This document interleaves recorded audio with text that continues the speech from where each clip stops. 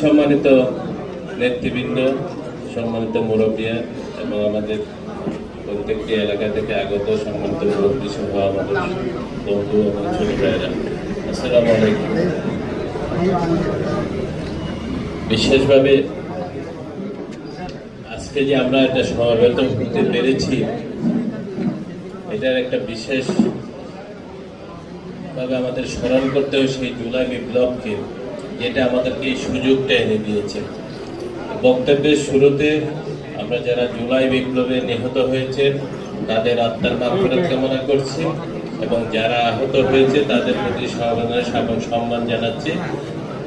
বিশেষভাবে সামনের দিনগুলোতে আমাদেরকে জুলাই বিপ্লবকে ধারণ করে রাজনীতিকে এগিয়ে নিতে হবে এবং ঐক্যমত্য প্রতিষ্ঠার মাধ্যমে সবাইকে নিয়ে কাজ করতে হবে। আমি আপনাদের সাথে আসলে কাজ শুরু করি আমার যতদূর মনে হয়, আমি তো এখানেই ছোটবেলা থেকে বড় হয়েছে, সেই হিসাবে 59 বছর আপনাদের সাথে কাটিয়েছি। কিন্তু প্রথম যদি আমরা 15-16 বছর বাদ দিই, তাহলে বাকি জীবন অনেকটা এখানে বিএনপি আবহাওয়া বা এরকম পরিবেশে আমরা কাটিয়েছি, যেহেতু আমার বড় ভাই সেই রাজনীতির সাথে ইনভলভ ছিল ছোটবেলা থেকে।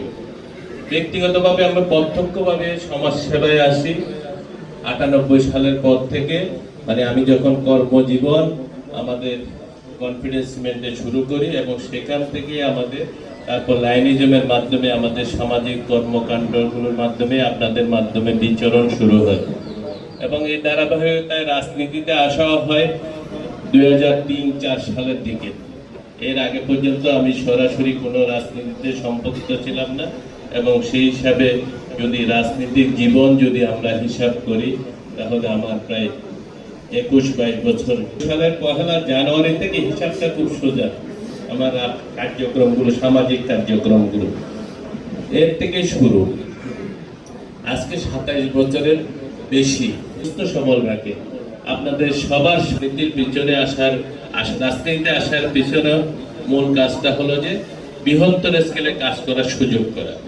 আমরা যে মনে করো ব্যক্তিগতভাবে যদি আমি রাজনীতি না করতাম তাহলে আমি একভাবে জীবন যাপন করে চলে যেতে পারতাম, তখনও আমি সামাজিকভাবে কাজগুলো করে যেতাম। আই ক্যাম্প, বৃত্তি, এইসব নানা কাজকর্মের মাধ্যমে আমার পরিধিটা ছিল।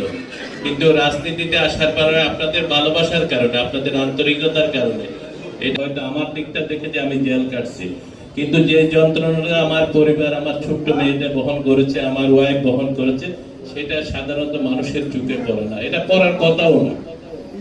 এটাই প্রত্যেকটা ব্যক্তির জীবনেও যারা জেল কেটেছে তাদের পরিবারের যে কষ্টটা গেছে